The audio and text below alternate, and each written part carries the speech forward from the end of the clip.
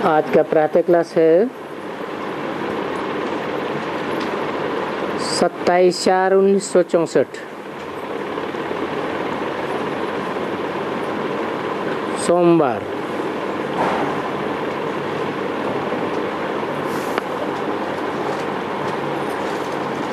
कर्म, अकर्म और विकर्म का राज समझाया था और अभी भी समझा रहे हैं कि मनुष्य इस समय में जो भी कर्म करते हैं, जबकि रावण राज्य है, मूत पलीति कपड़ हैं, तो सभी भ्रष्टाचारी हैं। तो बाप बैठ करके समझाते हैं कि क्यों भ्रष्टाचारी हो गए हो, क्योंकि रावण राज्य है।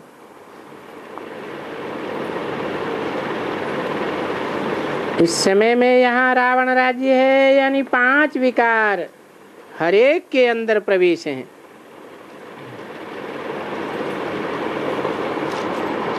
तो विकारों से वशीभूत होकर के कर्म करते हैं, वो विकर्म बन जाते हैं। बी माने विपरीत और कर्म माने कर्म, अर्थात भगवान ने जो कायदे कानून बताए, जो श्रीमत बताई, उसके विपरीत कर्म करते हैं। इसलिए तुम सभी रावण संप्रदाय हो व आसुरी संप्रदाय हो।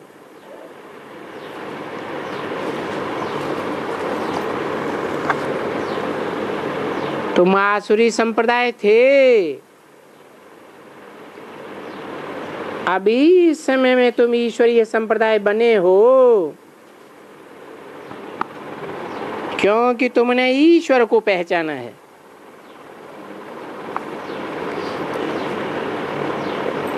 ईश्वर ने आए करके व बाप ने आए करके तुमको अपनी पहचान दी है। अंग्रेजी में कहा जाता है फादर शोज सन, फिर सन शोज फादर। तो फादर आकर के ये समझाते हैं कि द्वापर से जब रावण राज्य शुरू हो जाता है और भक्ति मार्ग भी शुरू हो जाता है, तो फिर जो भी तुम कर्म करते हो वो सब विकर्म हो जाते हैं। क्योंकि द्वापर शुरू होते ही पहला नंबर काम महाशत्रु है।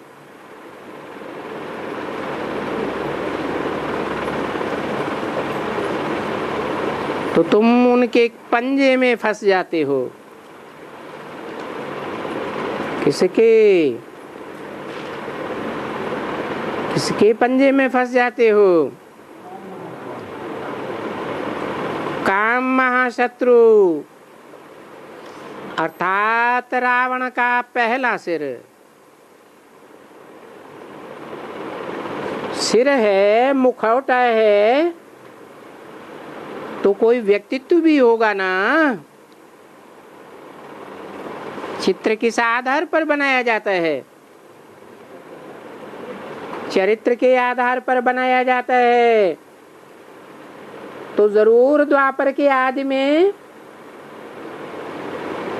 कोई ऐसे काम विकार के चरित्र करने वाला हुआ जिसके तुम फंदे में फंस जाते हो, जंजीर में बंधाते हो, तो हो गया विकार। तुम जो पावन थे, पावन दुनिया में रहने वाले, वो पतित बन जाते हो। कोई भी ऐसा मनुष्य नहीं है जो मूत से पैदा नहीं होता हो।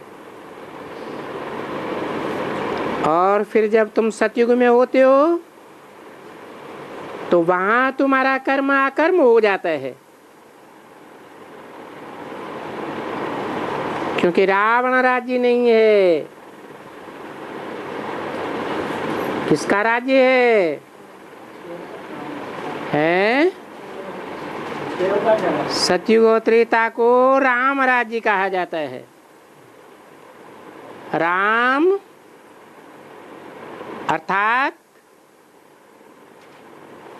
सबके अंदर रमण करने वाला, सबके अंदर उस रूप की याद ठहर जाती है। मैं बिंदु आत्मा, उसको राम राज्य कहते हैं। ना शुद्ध अहंकार है, माना कोई भी देह अभिमान नहीं है। सब देही अर्थात आत्माभिमानी है। हम आत्माएं हैं, ये मेरा शरीर है। ये उन सतयुग त्रेता के देवताओं को ज्ञान होता है। जब ये ज्ञान है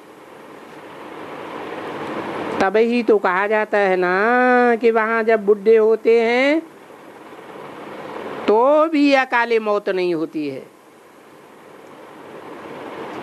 वो जानते हैं कि हम आत्मा हैं। अभी ये शरीर बूढ़ा हो गया, आयु बिल्कुल पूरी हो गई। जो वहां की आयु होती है बड़े से बड़ी, क्योंकि अकाले मृत्यु कोई नहीं मरते हैं। तो वो आत्मा कहती है कि अभी हम ये पुराना शरीर छोड़ करके ऐसे ही और फिर दूसरा नया ले लेते हैं। ये समझा ना? तो वहां ये तो अच्छा ही हुआ ना। कोई पुरानी जगह छोड़ करके नई में बैठे तो अच्छा हुआ ना। ये शरीर भी तो पुरानी जगह हो गई ना। तो आत्मा को मालूम रहता है कि अभी हमारा समय पूरा हुआ। उनको पहले से ही साक्षात्कार हो जाता है कि अभी ये शरीर छोड़ने का है। तो खुशी से ऐसे बैठे बैठे सबको बताए करके कि अभी हम दूसरा शरीर लेते हैं।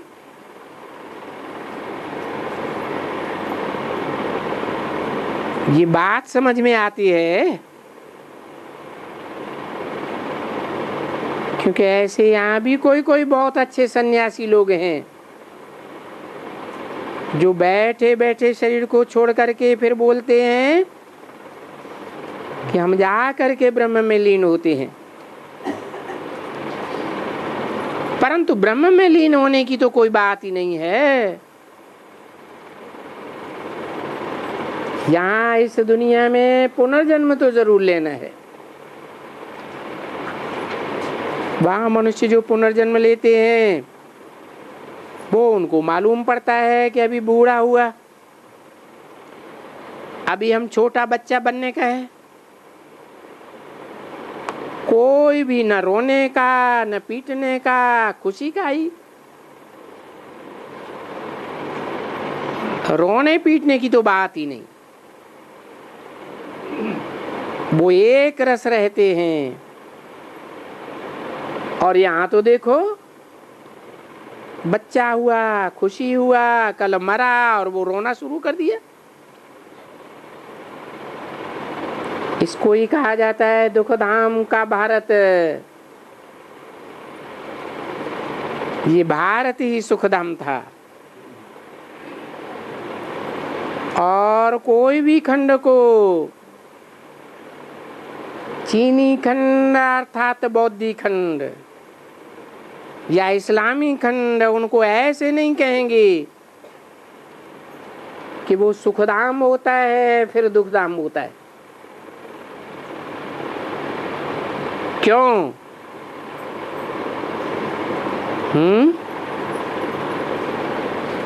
और धर्मखंडों में सुखधाम क्यों नहीं होता है?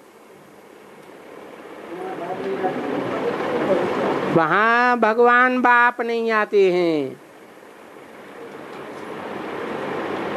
धर्म पिताओं के द्वारा, मनुष्य गुरुओं के द्वारा धर्म की स्थापना होती है।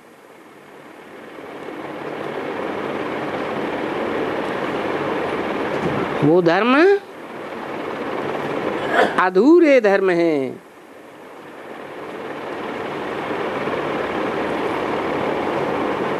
ये भारत सुखधाम सतयुग और दुखधाम कलयुग। तो बस कलयुग में दुख ही दुख। तो फिर कहाँ जाना पड़ेगा? बाबा आकर के कहाँ ले जाएगा? गाइड बन करके फिर शांति धाम में ले जाएगा।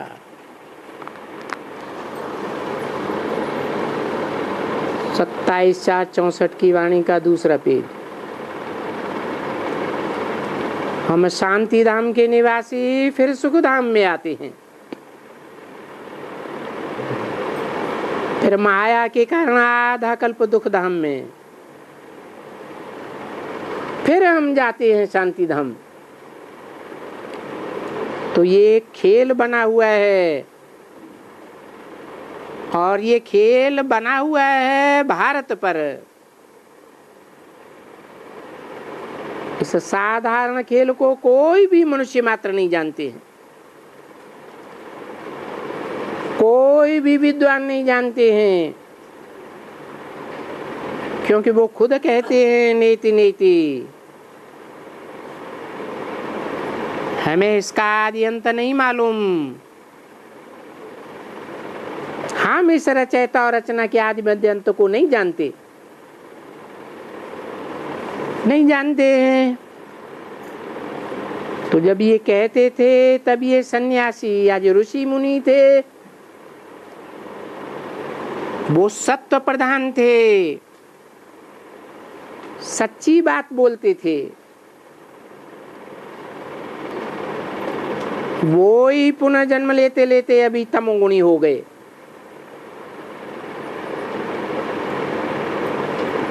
जो पहले कहते थे कि हम इस सृष्टि के आदि मध्य अंत को नहीं जानते, वो अब कहने लगे शिवो हम शिव हैं, हम रचयिता हैं, ऐसे कहते रहते हैं। इसलिए उनको कहा जाता है महान पापात्मा हिरण्यकश्यप, क्योंकि फिर वो अपनी पूजा कराते हैं। तो बच्चों को अभी इस समय में चले जाना है शांति धाम में, क्योंकि सभी भगत पुकारते हैं कि बाबा आओ, हम पतितों को पावन करके कहाँ न कहाँ ले जाओ। अभी जब बाबा याद करते हैं तो परमधाम को याद करेंगे,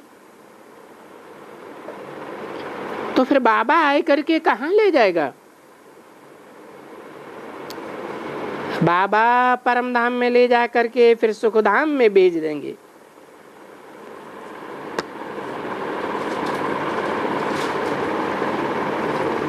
और कहते भी हैं कि बच्चे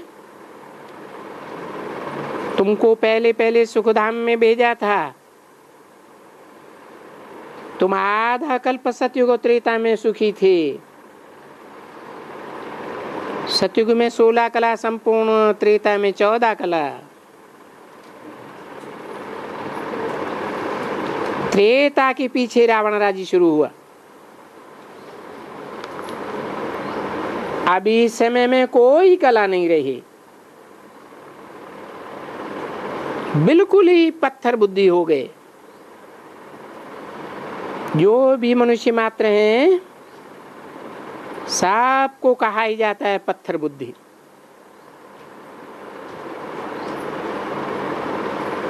बच्चों को पत्थर बुद्धि क्यों कहते हैं? कहते हैं देखो तुम अपने बाप को भूल जाते हो। जिस बाप ने तुमको स्वर्ग का मालिक बनाया था, विश्व का मालिक बनाया, माया ने तुमको बाप की पहचान भुला दी। तो देखो नतीजा क्या हो गया है। तुम निर्धन के बन गए, आर्फन्स बन गए। फिर नतीजा क्या होता है? आपस में लड़ते झगड़ते रहते हो। स्त्री पुरुष से लड़ती है, पुरुष स्त्री से लड़ता है, बच्चा बाप से लड़ता है, एक दो का खून भी कर देते हैं। तो देखो आर्फन्स हो गए ना। कोई घर में बच्चे लड़ते हैं तो उनको कहते हैं अरे तुम्हारा कोई धनी डोरी नहीं है क्या जो लड़ते रहते हो? तो देखो ये बेहद का ड्रामा है। ये सब लड़ते झगड़ते रहते हैं। देखो अभी कितनी लड़ाई, कितना झगड़ा है। नेशंस नेशंस में झगड़ते रहते हैं। समझा ना कितना झगड़ा है। घर घर में झगड़ा है ना। लेकिन सतयुग में तो ये नहीं होता है। तो अभी इसका समाचार कौन सुनावे? बाबा हम दुखी क्यों हुए हैं? हम आपको याद क्यों करते हैं? तो बरोबर तुम याद करते हो, हे पतित पावन आओ हमको पावन दुनिया में ले जाओ, शांति धाम में ले जाओ। इसलिए गाया जाता है सदगति दाता एक है। तो फिर दुर्गति कौन करते हैं? एक सदगति करते हैं। तो जरूर कहेंगे ये रावण दुर्गति करते हैं। पर रावण है क्या? रावण तो दुर्गति नहीं करते हैं। हाँ, जिनमें 5 विकार हैं वो दुर्गति करते हैं। और हर एक मनुष्य में 5 विकार, नर में भी 5 विकार, नारी में भी 5 विकार। तो इसलिए इनको कहा जाता है आसुरी संप्रदाय। इस समय में आसुरी संप्रदाय ये मनुष्य ही हैं, कोई दूसरे नहीं है। और बाप फिर आकर के इनको ईश्वरीय संप्रदाय बनाते हैं। तो जब यहाँ भारत में दैवी संप्रदाय होता है तब और कोई संप्रदाय होता ही नहीं। ये समझने की बातें हैं क्या?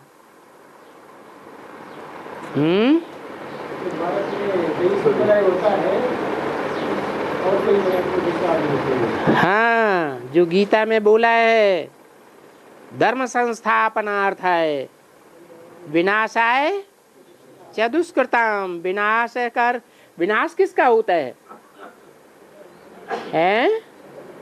जो दुष्कर्म करते हैं, बाप को न पहचान करके विपरीत कर्म करते रहते हैं,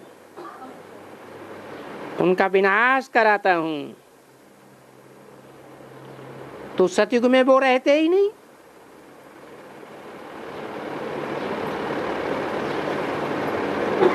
तो बोला बाप आकर दैवी संप्रदाय बनाते, आसुरी संप्रदाय का विनाश हो जाता है।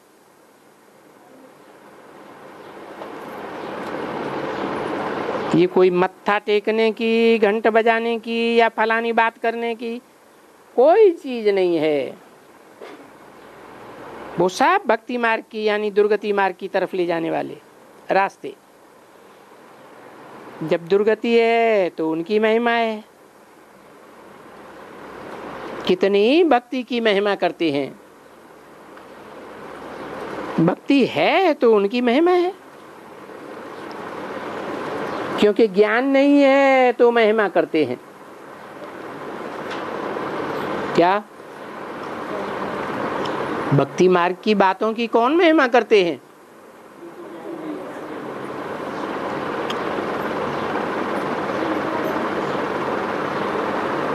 दुखी हुए गुरु के पास गए, गुरु ने कहा तुम्हारा बच्चा हो जाएगा। सुखी हो गए, 2 दिन बाद बच्चा मर गया तो दुखी हो गए। इसे क्या कहें? बच्चा होना, बच्चा मिलना और मर जाना, इसका कारण क्या है? पूर्व जन्म के हिसाब किताब हैं। जिस आत्मा से जो जितने समय का सुख मिलना है उतना ही मिलेगा। इसमें कोई गुरु आदि कुछ भी नहीं कर सकते। ये अंधश्रद्धा की बातें हैं भक्ति मार्ग की, क्योंकि मनुष्यों में ज्ञान ही नहीं है। कर्म कर्म विकर्म का ज्ञान भगवान बाप आकर समझाते हैं। तो देखो, ये भक्ति कोई ज्ञान नहीं है।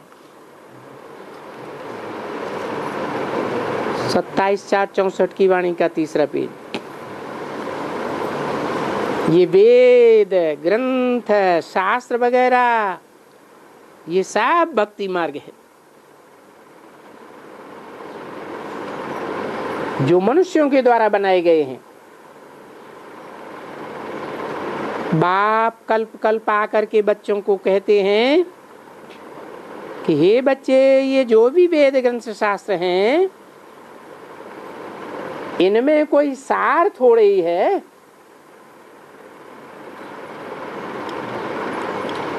सार नहीं है। लेकिन भगवान तो कहते हैं कि मैं आकर इन वेद ग्रंथ शास्त्रों में जो भूसा भरा हुआ है उसमें से सार की बातें निकाल कर बताता हूं।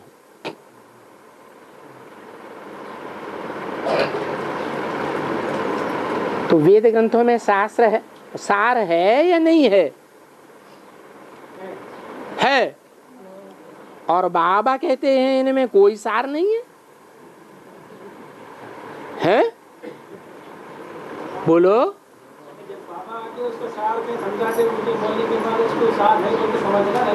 हाँ, क्योंकि वेदों का जो इंटरप्रिटेशन हुआ, व्याख्या हुई, वो उल्टी पलटी हुई मनुष्यों के द्वारा, विकारी मनुष्यों के द्वारा।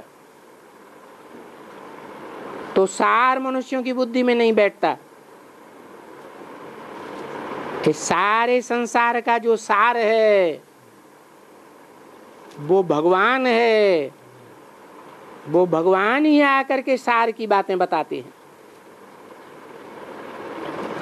अगर सार होता इन शास्त्रों में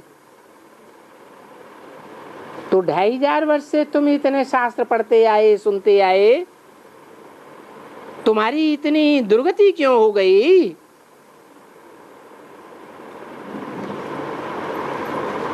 और जो देश हैं और उनमें जो और धर्म फैले हुए हैं वो उतने वैभवशाली कैसे हो गए? नियम तो यही है, जहां सुमति तहां संपत्ति नाना, जहां कुमति तहां विपत्ति निधाना।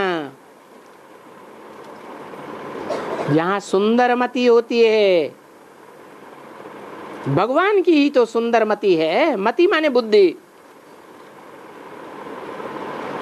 तो भगवान की मति पर जो चलते हैं वो स्वर्ग के सुख भोगते हैं, जहां धन संपत्ति से राजा और प्रजा सब भरपूर रहते हैं। और द्वापर में देखो भारत की क्या दशा हो जाती है। और देशों से भीख मांगते रहते हैं। तो जो सड़कों पर भीख मांगने वाले हैं उनकी क्या कहेंगे, दुर्गति या सदगति? दुर्गति। भारत का इतना बुरा हाल, बिल्कुल कंगाल, कौड़ी तुल्य बन पड़े हैं। कहाँ वो राजे लोग जिनमें सोने के महल थे, और कहाँ ये गवर्नमेंट जो सांप से कर्जा उठाती रहती है। इसको कहा जाता है बैगरी गवर्नमेंट।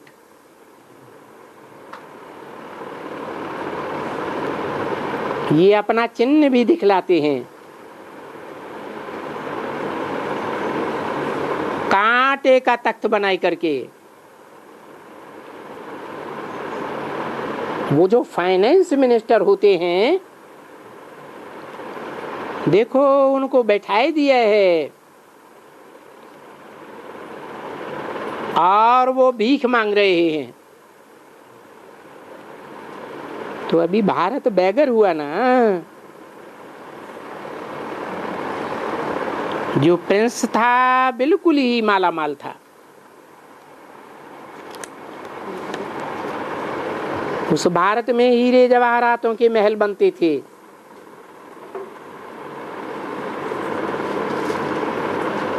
तो याद दिलाते हैं कि तुम बच्चे जब स्वर्ग में थे, ये सब भक्ति मार्ग शुरू बाद में हुआ, तो कैसे सोमनाथ का मंदिर बनाए, हीरे जवाहरातों के जड़ित महल बनाए। तुम्हारे सोने के और हीरे के कितने महल थे उस समय। तो अभी याद दिलाते हैं कि देखो, जानते हो कि भारत का ऐसा हाल क्यों हुआ? जो लक्ष्मी नारायण ऐसे महलों में रहते थे, हीरे जवाहरातों के महलों में है, मेटल के महल होंगे, तो उनमें सुख होगा क्या है?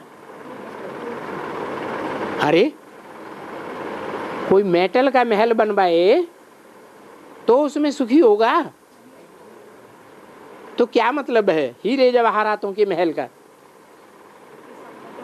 हैं?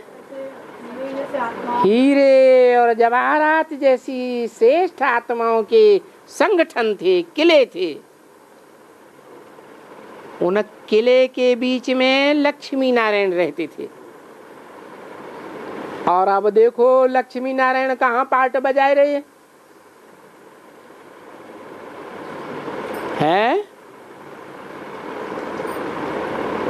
शिव बाबा क्या कहते हैं? मिले न फूल तो कांटों से दोस्ती कर ले। कांटों के जंगल में फिरते हैं। शास्त्रों में दिखाई दिया है कि पांडवों का वनवास हुआ, जंगल में रहते थे। रामायण में दिखाई दिया है क्या कि राम का वनवास हुआ तो कहाँ रहते थे? कांटों के जंगल में रहते थे। तो देखो, पहले विश्व के मालिक थे सृष्टि के आदि में, और अभी क्या हाल हो गया है। इतना तो उस समय धन था जो मुसलमानों ने लूट करके अपनी कब्रों में लगाए दिए।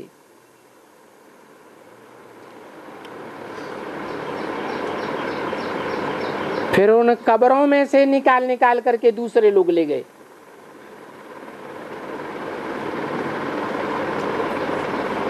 याद आता है या भूल गए हो?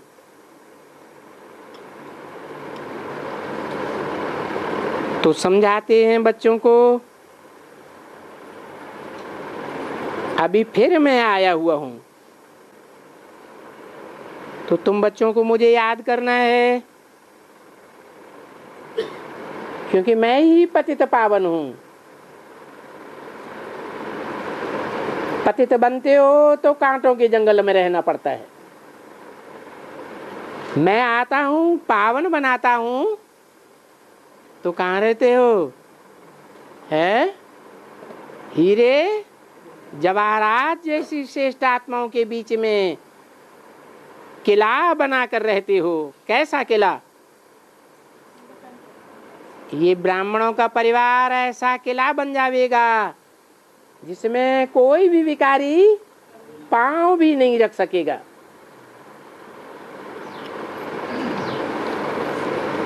अभी तो देखो भारत में कितने घुसपैठिए घुसे हुए हैं।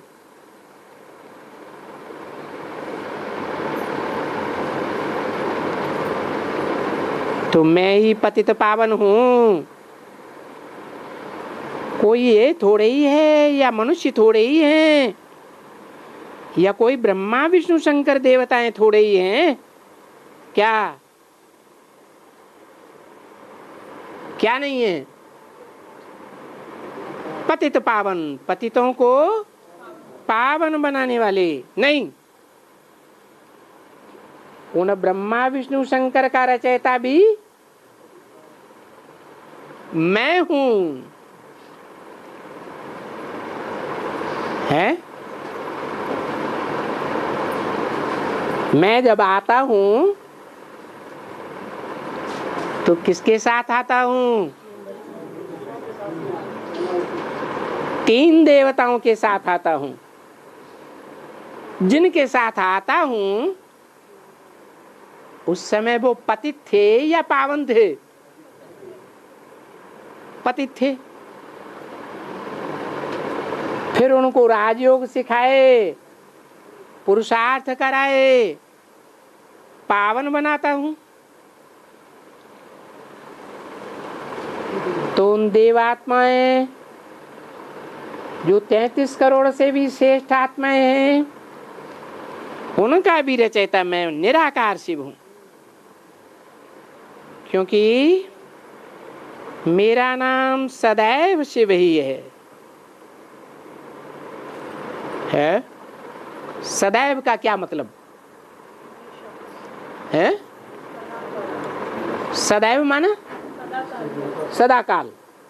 अच्छा, जब मैं परम धाम में रहता हूं तो वहां काल होता है, समय होता है। कितना टाइम परम धाम में रहता हूं? हैं? 100 वर्ष कम 5000 वर्ष परम धाम में रहता हूं। तो सदा काल मुझे शिव कहें, मन कल्याणकारी कहें, हैं? कहें क्यों? है? क्योंकि परम धाम में तो काल होता ही नहीं। तो क्यों कह दिया मैं सदैव शिव ही हूं? मेरा नाम काम के आधार पर शिव पड़ा है। तो मैं काम कितना समय इस सृष्टि पर आकर करता हूं? है ज्यादा से ज्यादा 100 साल। तो 100 साल के लिए नाम होना चाहिए। सदैव के लिए क्यों कह दिया शिव? हैं उपराम रहता है। उपराम को कल्याणकारी कहा जाता है क्या?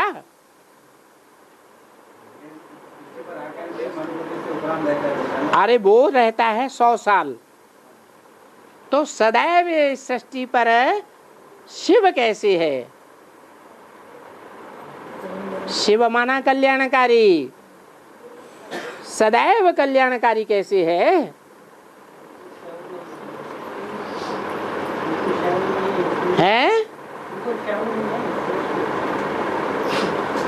इसलिए कल्याणकारी है कि सृष्टि पर सदा कायम कौन है? शिव बाबा। तो जो शिव बाबा कहा और जो शिव बाप है, उन दोनों के पार्ट में कोई अंतर है या नहीं? क्या अंतर है?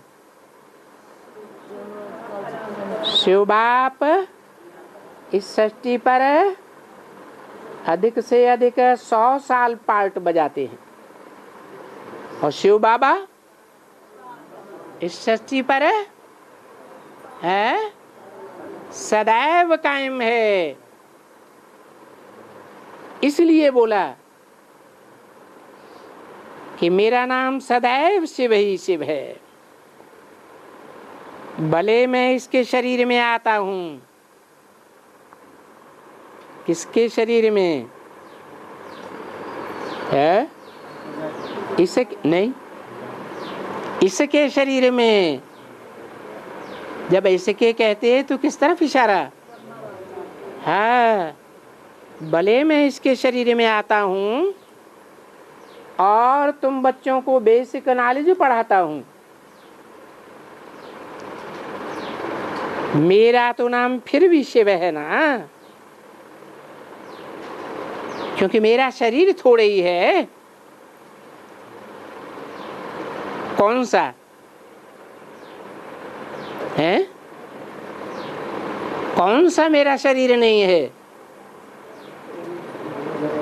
हैं? अरे टेम्परेरी को मेरा कहेंगे या नहीं कहेंगे? टेम्परेरी मकान किराए पर लिया जाए तो मकान मेरा कहा जाता है? नहीं कहा जाता। तो ये मेरा शरीर थोड़े ही है। नहीं, मेरे शरीर का कोई नाम नहीं है और सब का नाम है। ये मेरे किसने कहा है? जिसने कहा उसको शरीर होता है? होता ही नहीं, तो नाम भी नहीं होता। हाँ, 64 की वाणी है, इसलिए बोला कि मेरे शरीर का कोई नाम नहीं और सब का नाम है। ब्रह्मा का भी नाम है, विष्णु का भी नाम है, शंकर का भी नाम है, 33 करोड़ देवताओं का सब का नाम है। जैसा जैसा काम वैसा वैसा नाम। ब्रह्मा का है, विष्णु का है, शंकर का है। मैं तो सदैव शिव ही शिव हूं, निराकार। और सो भी मनुष्य जानते तो नहीं है कि मेरा क्या आकार है। वो तो लिंग बनाए करके मंदिरों में रखते हैं। कहाँ रखते हैं? हैं? मंदिरों में। मंदिर तो यादगार हैं। किस बात की यादगार, किस समय की यादगार है? संगम युग की यादगार। संगम युग में जिस शरीर में आकर के मैं कल्याणकारी पार्ट बजाता हूं, तो वो शरीरधारी निराकार स्टेज सबसे पहले धारण करता है। निराकारी, निर्विकारी, निरहंकारी बनता है। इसलिए मेरे नाम के साथ सिर्फ एक ही नाम जोड़ा जाता है। किसका नाम? शंकर का नाम जोड़ा जाता है। उसकी यादगार मंदिरों में क्या बनाई दिए हैं? लिंग बनाई दिए है। माना उस शरीर से ऐसा क्या बड़े से बड़े काम किया जो दुनिया में कोई और नहीं कर सकता है। क्या किया? पतितों को पावन बनाया। कहां कहां तो इतने इतने लिंग बनाते हैं जैसे तुम्हारा पांडवों का चित्र बनाते हैं। क्योंकि ये कौरव गवर्नमेंट है और तुम पांडव हो, तो पांडवों का चित्र एकदम बड़े बड़े पत्थर के बनाए हुए हैं। क्यों बड़े बड़े बनाए हुए हैं? है? अरे बड़ा काम किया है तो चित्र भी बड़े बड़े बनाए हुए हैं। और पत्थर के क्यों बनाते हैं? हैं? बड़ा बड़ा जो काम किया है वो शिव के आने के बाद किया है या पहले किया है? शिव के आने के बाद किया है। अर्थात शिव जब आते हैं तो ये पांडवीय पार्ट बजाने वाली आत्माएं पत्थर बुद्धि बनी हुई होती है। पत्थर बुद्धि होने के कारण इनके चित्र भी पत्थर के बनाए हैं। कब बनाए हैं? भक्ति मार्ग में बैठ बनाए हैं। क्योंकि तुम बड़ा भारी काम करती हो। तुम पवित्र बन करके श्रीमत पर चल करके और श्रेष्ठ बनते हो। और श्रेष्ठ बनने के लिए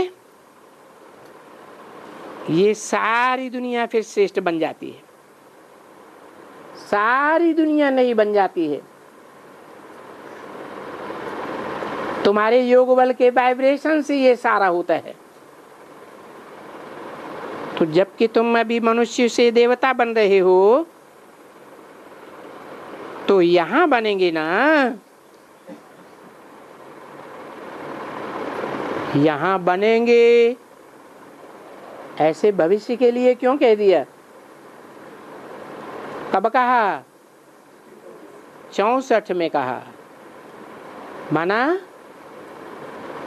अभी ऐसे श्रेष्ठ देवता बने नहीं हैं, बन भी नहीं रहे हैं। 64 में क्या काम हुआ ब्राह्मणों की दुनिया में? मनुष्य से क्या बने? ब्रह्मा द्वारा ब्राह्मण बने। देवता तो कोई नहीं बने। तो तुम यहां देवता बनेंगे। क्या कहा? ये ऐसे नहीं कहा। कौन बनेंगे? तुम बनेंगे। अर्थात जो सन्मुख बैठने वाले हैं या जिनको मैं सन्मुख इमर्ज करके बोलता हूं, वो तुम ही बनेंगे। सतयुग में तो नहीं बनेंगे। क्यों नहीं बनेंगे? है वहां तो श्रीमत देने वाला बाप, राजयोग सिखाने वाला बाप होता ही नहीं। कलयुग युग में तो बनेंगे ही नहीं, संगम युग पर ही बनेंगे। तो इसको कहा जाता है कॉन्फ्लुएंस युग। ये जो कुंभ कहते हैं ना, ये कुंभ कोई वो कुंभ नहीं है मिट्टी का या सोने चांदी का। कुंभ माना घड़ा।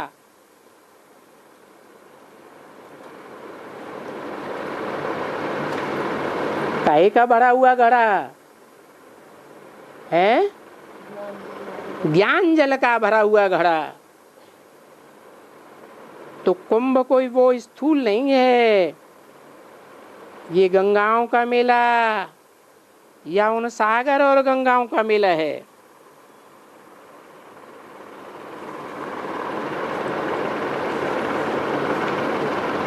वो कोई कुंभ नहीं है।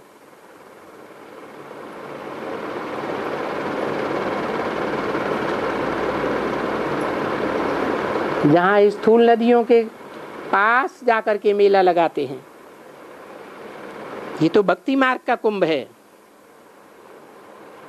कुंभ तो ये है जबकि आत्माएं और परमात्माएं, आत्मा और परमात्मा आपस में आकर के मिलते हैं।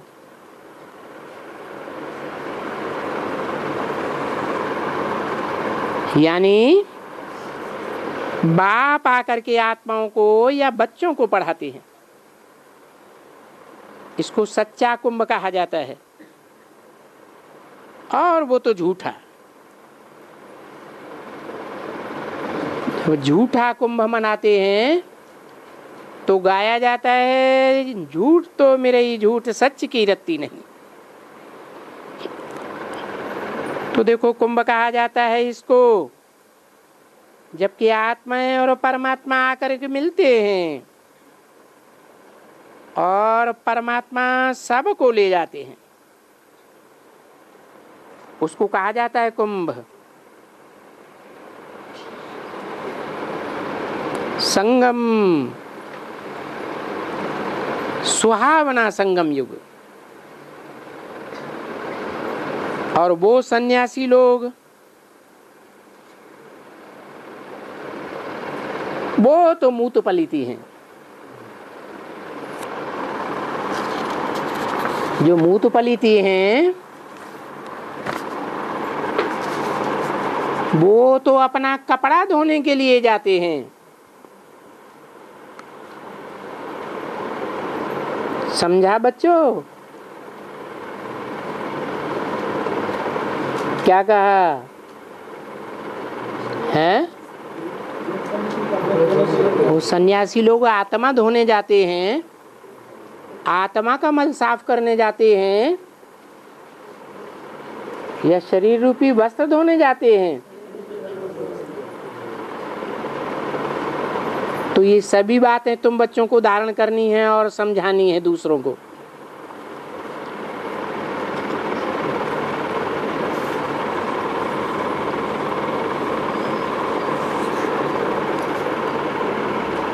पत्थर बुद्धि को फिर पारस बुद्धि बनाना है।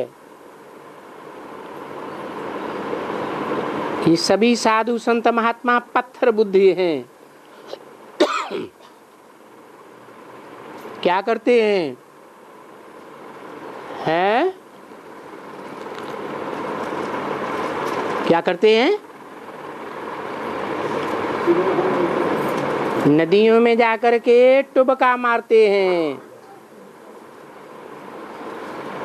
5000 वर्ष पहले भी ये भीष्म पितामह, द्रोणाचार्य, फलाने फलाने शास्त्रों में ये जो नाम रख दिए हैं,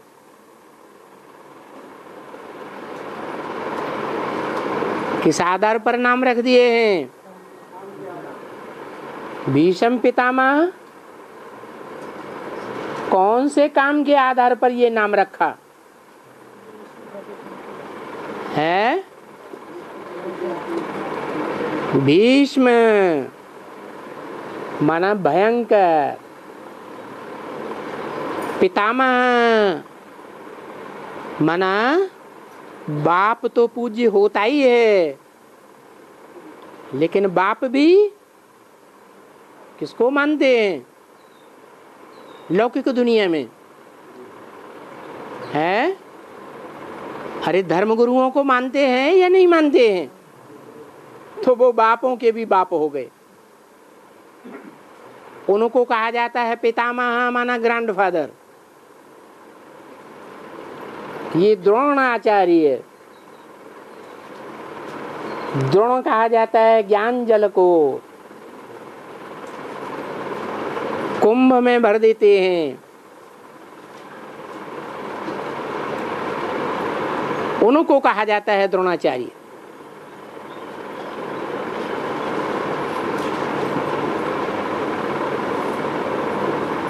ऐसों को कन्याओं द्वारा, और यहाँ कन्याएं भी कौन सी? कन्या वो जो अपने कुल के 21 जन्मों का उद्धार करे। सो तो तुम हो सकती हो। पतित कन्याएं तो ऐसे शादी करके जा करके पतित बनती हैं, जब पावन बनती हैं तो पूजी जाती हैं, और जब पतित बनती हैं तो वो पुजारी बन जाती हैं।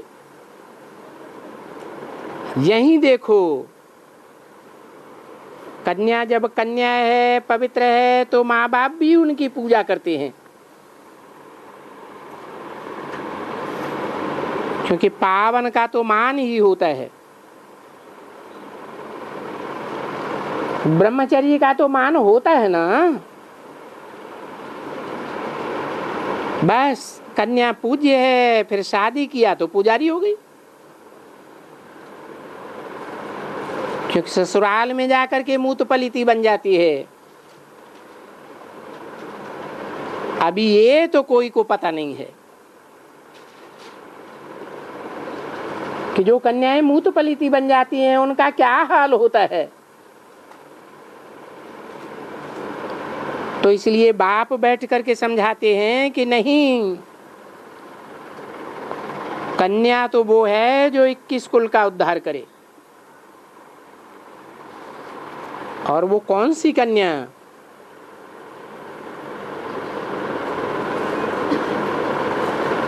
अभी तुम ब्रह्मा कुमार कुमारियां बरोबर इस भारत को 21 पीढ़ी के लिए स्वर्ग बनाती हो।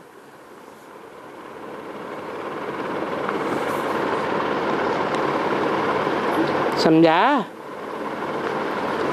ये कोई एक की बात नहीं है। नहीं, तुम ब्रह्मा कुमार कुमारियां शिव बाबा के पुत्र पुत्रियों की बात है, तो तुम ईश्वरीय संप्रदाय हो गए ना। देखो अभी ब्रह्मा कुमार कुमारियां कितने हैं, और अभी कितने बनेंगे? ढेर के ढेर बनेंगे। तो जरूर उनको डाडे का, शिव बाबा का वर्षा मिलना चाहिए। शिव बाबा का क्या वर्षा मिलेगा? शिव बाबा तो नई विश्व का रचयिता है, स्वर्ग का रचयिता है, पैराडाइज का रचयिता है। हेवन कहो, बहिष्ठ कहो, देखो कितने अच्छे अच्छे नाम हैं। तो जरूर तुम वर्षा उनसे पाएंगे ना। किनसे? इनसे नहीं है, उनसे पाएंगे, मुझसे नहीं। किससे वर्षा पाएंगे? है उनसे दूर कर दिया, भविष्य के लिए बताई दिया। क्यों है? क्योंकि भविष्य में ही ऐसा पार्ट बजने वाला है कि उस पार्टधारी में दो आत्माएं वर्षा देने वाली प्रैक्टिकल में गिनी जाती हैं। बाकी शिव बाबा तो होता ही है। हाँ, ये जरूर कहेंगे कि ब्रह्मा के पास तो वर्षा नहीं है ना।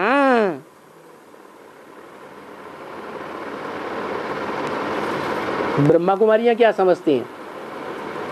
है वर्षा किससे मिलेगा?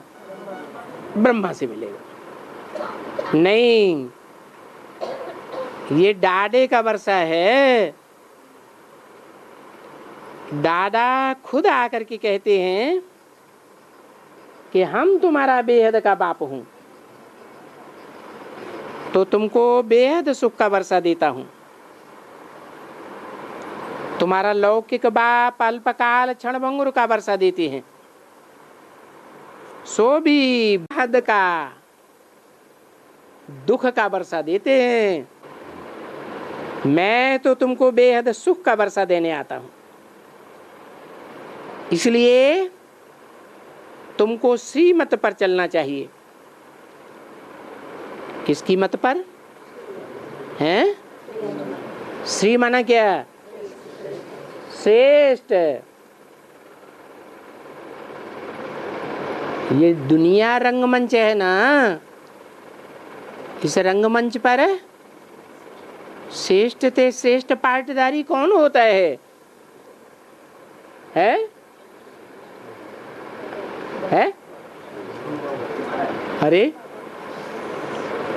अरे ड्रामा में कहो, नाटक में कहो, फिल्मों में कहो, हीरो पार्टधारी को श्रेष्ठ से श्रेष्ठ पार्टधारी कहा जाता है। तो श्रीमत पर चलना है।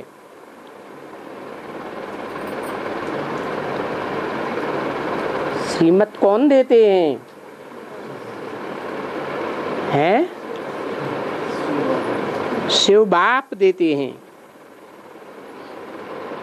जबकि कहते हैं बच्चे विकार में मत जाना, तो तुम नहीं जा सकती हो। काहे में नहीं जाना है? विपरीत कार्य में नहीं जाना। विपरीत कार्य क्या होता है?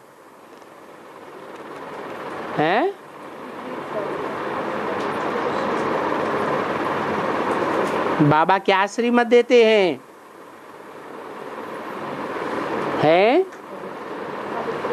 श्रीमत देते हैं ना, बच्चे सुख देना है, सुख लेना है। क्या श्रीमत दी है? सुख देना है और सुख ही लेना है। कर्म इंद्रियों से कोई बेकायदे काम नहीं करना है।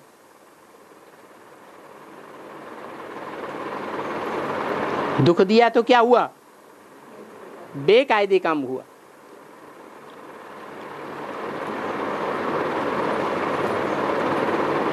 समाज के कायदे को भी मानना है, गवर्नमेंट के कायदे को भी मानना है, और ईश्वरीय कायदे को भी मानना है। ईश्वरीय जो कायदे कानून हैं और आज की गवर्नमेंट के जो कायदे कानून हैं, वो कायदे कानून ईश्वरीय गवर्नमेंट के अनुसार हैं या बरखिलाफ हैं? कन्याओं के लिए कोई कायदे कानून है? माताओं के लिए कोई कायदे कानून है? नहीं है। अरे गवर्नमेंट के कायदे कानून कन्याओं माताओं को दुख देने के लिए बनाए हुए हैं क्या? बनाए हुए हैं नहीं। तो बच्चे विकार में नहीं जाना, दुख देने का विकारी कार्य कर्मेंद्रियों से नहीं करना, तो तुम विकार में नहीं जा सकती हो। ये विकार का मूत पीना क्या अच्छा है? मूत पीते पीते तो तुम इतने दुखी हो गए हो, सब दुखी। यहां कोई एक भी मनुष्य नहीं है जो सुखी हो।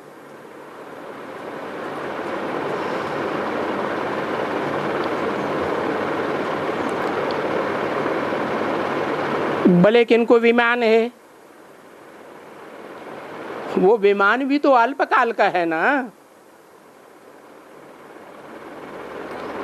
अभी विनाश होगा तो उन विमान वालों का भी मौत आ जाएगा, है? नहीं आएगा। दुनिया में सबसे बड़ा विनाश होगा भूकंप से। जमीन जोर से हिलेगी, जोर से भूकंप आएगा, बड़ी बड़ी मल्टी मिलियन हायर बिल्डिंगें, जो ढेर मंजिला मकान है, वो सब गिर पड़ेंगे। कितना भारी विनाश होगा। तो उस समय जिनको विमान है वो ऊपर नहीं उड़ जाएंगे? हाँ, उड़ेंगे ना। कितनी देर के लिए है? कितनी देर के लिए उड़ेंगे? आखिर नीचे उतरेंगे या नहीं उतरेंगे? है? नीचे उतरेंगे तो जो पाइपलाइनें बिछाई हुई हैं पेट्रोल की, वो सब टूटी हुई मिलेंगी। जो बड़े बड़े टैंक बनाए हुए हैं, भूकंप से वो सारे धराशायी हो जाएंगे। तो विमान वाले बचेंगे क्या? नहीं बचेंगे। अल्पकाल के विमान हैं, अभी उनका सब का मौत आ जाएगा। तो इसलिए बाप को भी कहा जाता है गरीब निवाज। क्या? किनकी रक्षा करेगा? हैं? जो गरीब हैं। अच्छा, अभी भारत सबसे गरीब है। हैं? कौन गरीब है? भारत। माना देशों के हिसाब से बताया है, जमीन के हिसाब से बताया, वो भारत की जमीन सबसे गरीब है। अरे, गरीब और अमीर आदमी होता है या जमीन होती है? तो सबसे गरीब कौन है? भारत है। हैं? भारतवासी नहीं कहा, भारत में वास करने वाले नहीं कहा। जो भारत में वास करने वाले हैं, वो अंत में उनकी बुद्धि किसकी याद में वास करेगी? है? अरे, झाड़ के चित्र के ऊपर कौन दिखाया है? हैं? जो तुमको आंखों पर बिठा के ले जाएगा, वो चित्र कौन सा दिखाया है? अरे, कोई दिखाया है कि नहीं? कौन? शंकर को दिखाया है। ये भारत नाम है। भा माने क्या? रोशनी। कौन सी रोशनी? ज्ञान की रोशनी। और रत माने क्या? जो ज्ञान की रोशनी खोजने में लगा रहता है। ऐसी दुनिया आएगी जहां अंधेरे का नाम निशान भी नहीं होगा। रात होगी नहीं है? नहीं होगी। हाँ, रोशनी ही रोशनी का युग होगा। तो जरूर गरीब निवाज बाप को सबसे गरीब में आना पड़े। किसमें आना पड़े? जो दुनिया में सबसे जास्ती गरीब होता है। और सबसे जास्ती गरीब कौन से देश में होते हैं? हैं? यहाँ भारत में ही होते हैं। नहीं तो विदेशों में तो चले जाओ, जो झाड़ू लगाना लैट्रिन साफ करने वाला होगा उसको भी है, वो भी माला माल हो जाता है। भारत में लौट के आता है तो वो भी अपना साहूकारी दिखाता है। तो जरूर भारत में आना पड़े। बरोबर शिव जयंती व शिवरात्रि तो यहाँ होती है ना। कहाँ है? शिव की जयंती, अंत में जय जयकार तो यहाँ होती है। और शिव किसके द्वारा प्रत्यक्ष होता है? हैं? अरे शंकर द्वारा शिव प्रत्यक्ष होता है ना। जिस शंकर का नाम शिव के साथ जोड़ा जाता है उसकी जयंती। जयंती अर्थात जन्मदिन साकार का मनाया जाता है या निराकार का मनाया जाता है? जरूर कोई साकार है जिसके पुरुषार्थ का जब अंत होता है, तमो प्रधान से सतो प्रधान बनता है या सतो प्रधान बनने का टाइम आता है, तब शिव जयंती होती है। शिव की जय जयकार अंत में हो जाती है। काहे के अंत में है? पुरुषार्थ के अंत में जय जयकार हो जाती है। और कहाँ होती है? यहाँ भारत में ही होती है, कोई दूसरे मुल्क में नहीं होती है।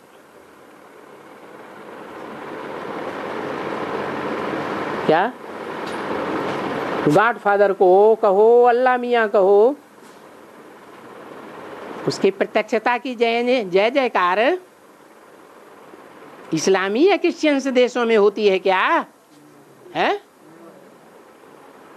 सिख खंड में होती है, बौद्ध खंड में होती है? नहीं। कहाँ होती है? भारत में ही होती है। ओम शांति।